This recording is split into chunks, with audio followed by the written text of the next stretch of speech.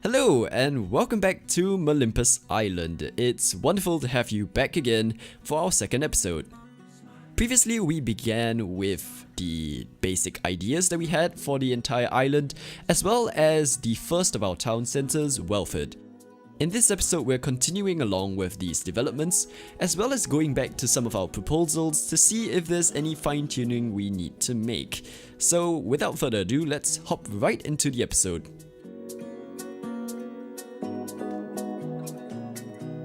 So, we begin this episode with the return of the transport network proposal.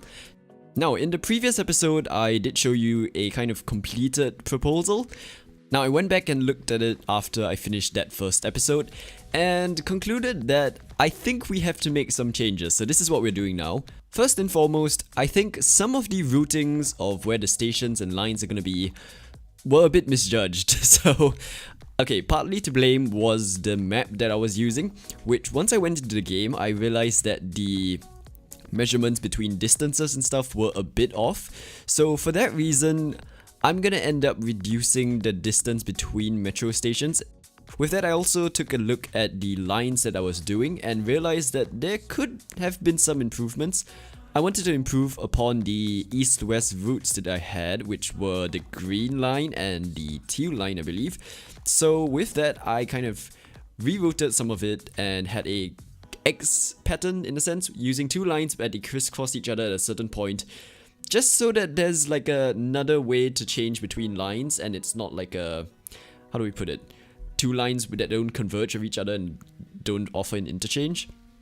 As I mentioned in the previous episode, I will probably do a bit of land reclamation, and because of that idea, I decided that I wanted to increase the East Coast light rail to an actual metro line. So with that, that has now become the yellow metro line.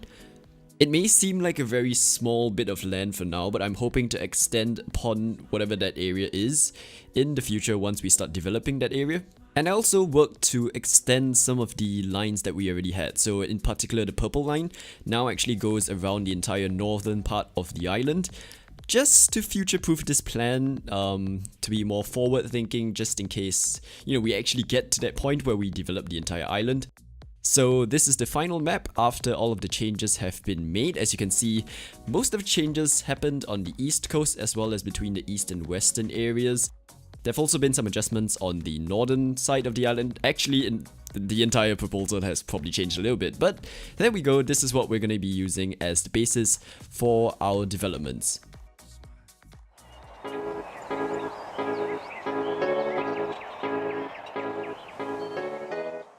So, on to building, and we're continuing off where we left off the last part with the modern green space that we're going to build. I wanted this to be kind of geometric and contemporary looking with slants and all of that, so we did give that a go with the herringbone tiles as well as concrete that you can paint using the brush tool. One thing was a lot of texture ripping was taking place because I think that's just fundamentally how the game works. So unfortunately, when it comes to wanting to do diagonals or like very angular parts of the path, it got a bit difficult, especially because the decals were all square and it's just not easy to get certain angles when you have a square.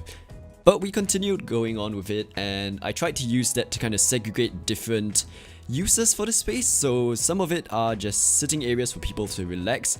The larger lines along the path will serve as the main pedestrian paths, so because it is near a transport hub, so I expect high demand for this area. And we also have certain other places that serve as multi-purpose spaces. We have one in particular that is a sheltered one, and I took into consideration the fact that I wanted it to be lit up properly, so as per a real city. And that can just be an event space or an empty space for anyone to use. Speaking of lights, I worked on ensuring that the landmarks are kind of identified through light at night. Here's what I mean. So for example, the transport hub that we have here, I'm using blue lights to signify a metro station.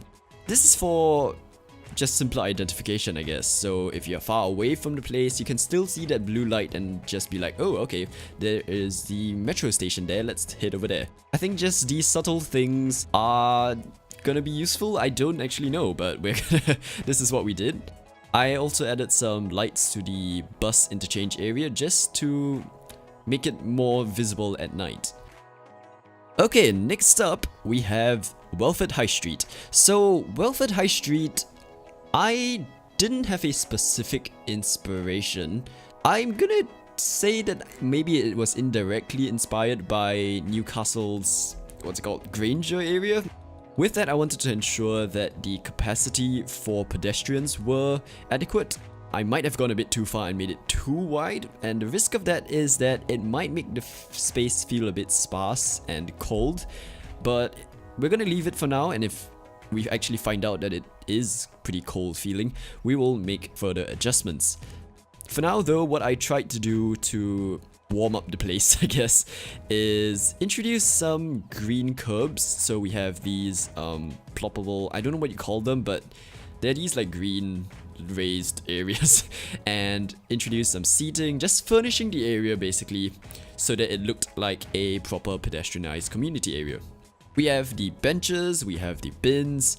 I think I could find more assets in the workshop to further improve this area, but you know, that's what we had for now. And of course, placing a McDonald's, because that's what you do when you find a small space which you need to fill. And also, I added a Starbucks. I don't know if there's footage there, but yeah, there's gonna be a Starbucks, because why not?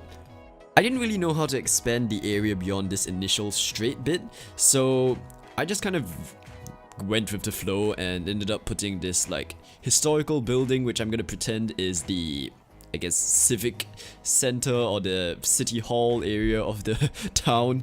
And then what I did was, next to the department store, I extended out a path, and that became like an extension to the high street, I guess. So it's not really a high street anymore, it's more like a area. I don't know how to explain it, but yeah, from there we added more buildings, so it's become more of this like commercial office space.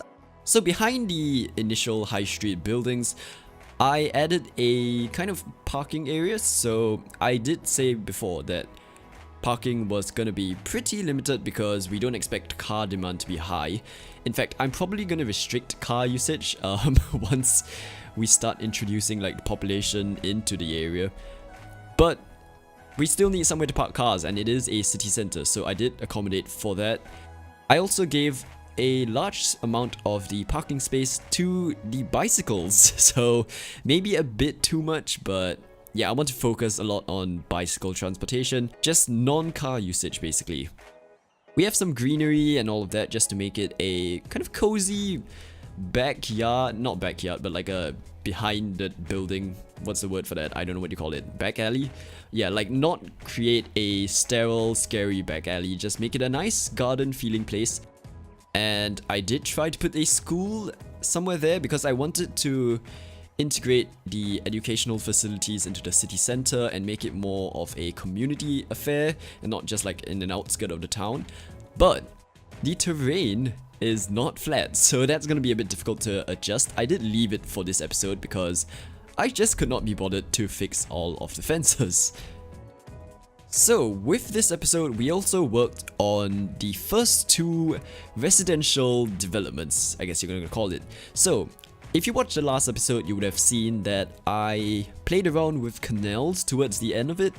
So I decided to bring it back and actually make that a part of the city's feel. I don't know what's the word for it, like the identity. There we go.